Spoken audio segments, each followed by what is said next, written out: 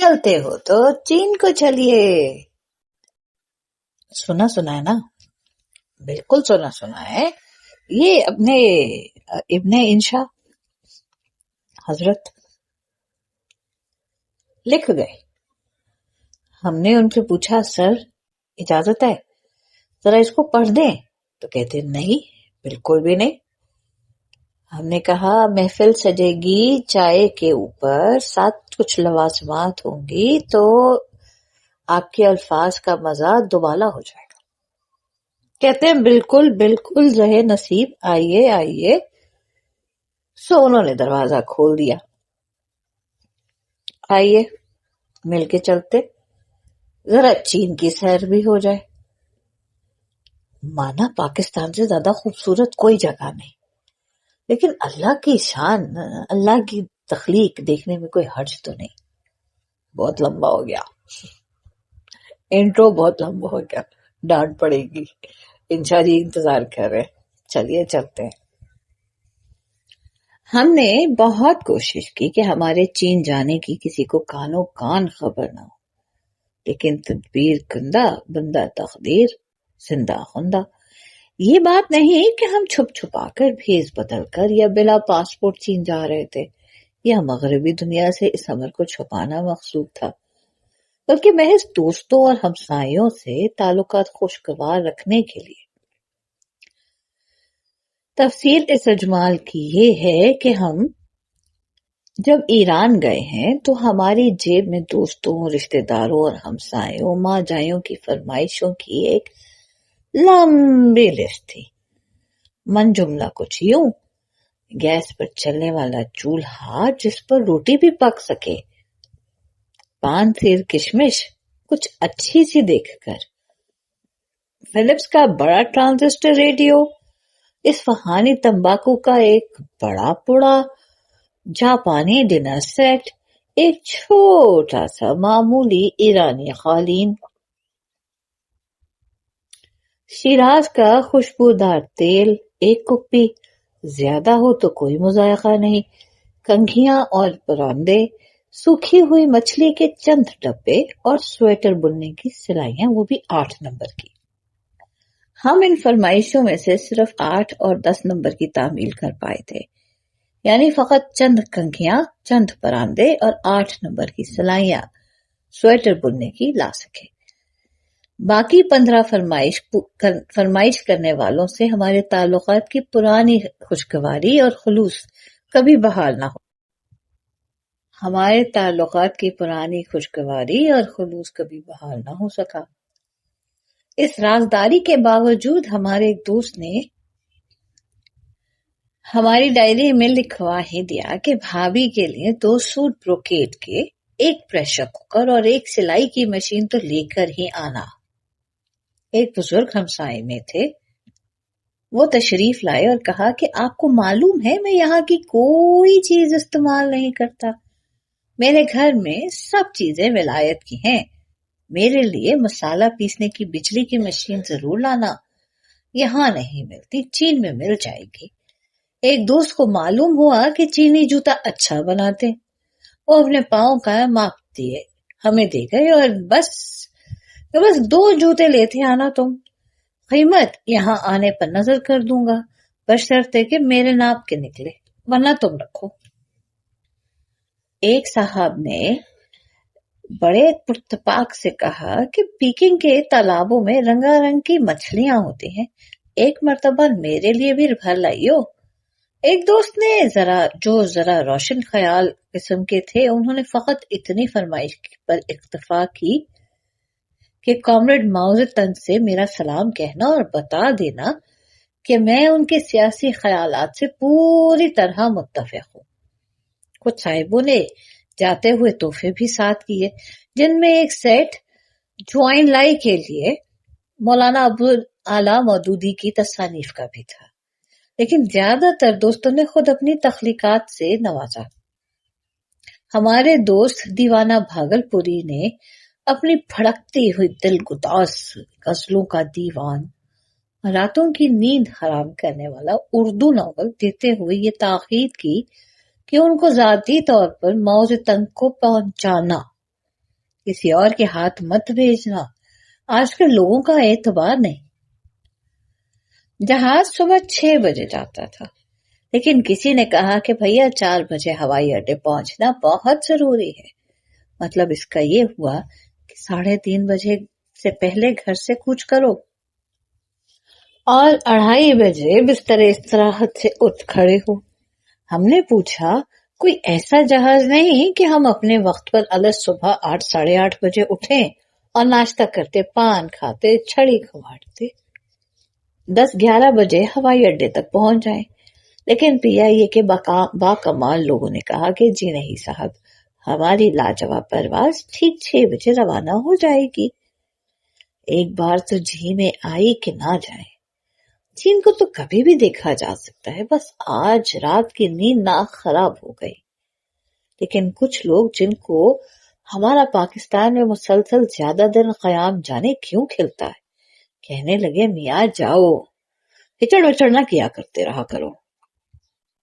انہیں میں سے کسی نے ہمارے بازو پر امام زامن باندھ دیا، یعنی ہمارے نہ جانے کی راہ بالکل مسدود کر دی۔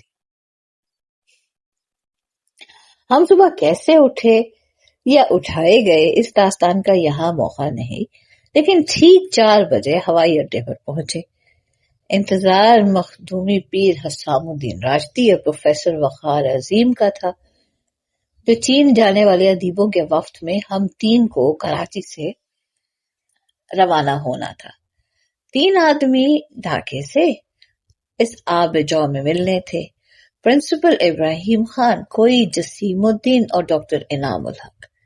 لاہور سے اعجاز بٹالوی اور ڈاکٹر وحید قریشی بھی ڈھاکے پہنچ چکے تھے، اور یوں یہ سارا قافلہ ڈھاکہ میں مکمل ہو کر آگے چلنا تھا۔ جب ہم نے کھڑے کھڑے ایک ٹانگ کا بوجھ دوسری ٹانگ پر اور دوسری کا پہلی پر منتقل کرتے ہوئے 1 گھنٹہ گزار دیا تو پیر حسام الدین راشدی تشریف لائے۔ ان کے جلو میں ڈاکٹر عبداللہ چغتائی بھی تھے، جو پاکستان میں ترکی ٹوپی پہننے والے غالباً آخری کو مسلمان رہ گئے تھے۔ دیکھا کہ بڑے پیر صاحب مخدوم علی محمد راشدی بھی انہیں بدا کرنے آئے ہیں۔ 1-2 چینی اور افریقیوں کی ایک ٹولی بھی اسی جہاز سے جا رہی تھی، اور ان میں ایک صاحب اور تھے جو کسی اور ملک کے تھے اور بڑی مشکل میں گرفتار تھے۔ انہیں انگریزی نہیں آتی تھی اور PIA کے آدمی کو فرینچ میں دخل نہ تھا۔ آخر ڈاکٹر عبداللہ چغتائی کی 1933 کی فرینچ سے مسئلہ حل ہوا۔ وہ اس کی انگریزی اسے سمجھاتے اور اس کی فرینچ کا اس کے لیے ترجمہ کرتے۔ کون کیا سمجھا یہ ہمیں معلوم نہیں، بس اتنا دیکھا کہ دونوں چپ ہو گئے۔ اب ہمیں انتظار فقط پروفیسر وقار عظیم کا تھا۔ 5:30 بجے تک ان کی راہ دیکھی گئی۔ پھر PIA والوں نے کہا کہ صاحبو جلدی چلو اندر، ورنہ تم بھی رہ جاؤ گے، جہاز چلنے کو ہے، اب یہاں کوئی نہیں آئے گا۔ وقار عظیم صاحب کا قصہ بعد میں معلوم ہوا کہ ٹکٹ پر ٹریول ایجنٹ نے بجائے 6 کے 6:30 کا وقت ڈال دیا تھا، اور وقار صاحب لدے پھدے عزیزوں کے جلو میں 6 بجے ہوائی اڈے پر پہنچے تو ہمارا جہاز تو پرواز کھول چکا تھا۔ وقار صاحب کو 3 دن کراچی میں چین کی اگلی پرواز کا انتظار کرنا پڑا۔ ڈھاکے میں یہ جہاز گھنٹہ بھر ٹھہرتا ہے۔ ہمارے باغی رفیق یہاں ہم سے آن ملے، پرنسپل ابراہیم خان وہی اصلی ابدی مہربان مسکراہٹ لیے، کوئی جسیم الدین اسی طرح کنگھے سے بے نیاز زلفیں لہراتے، اور ڈاکٹر انعام الحق بنے ٹھنے، اعجاز بٹالوی بھی اور ڈاکٹر وحید قریشی بھی۔ ڈھاکہ سے اس جہاز کو پرواز کیے بس اتنی ہی دیر لگی ہوگی جتنی کراچی سے ڈھاکہ پہنچنے میں۔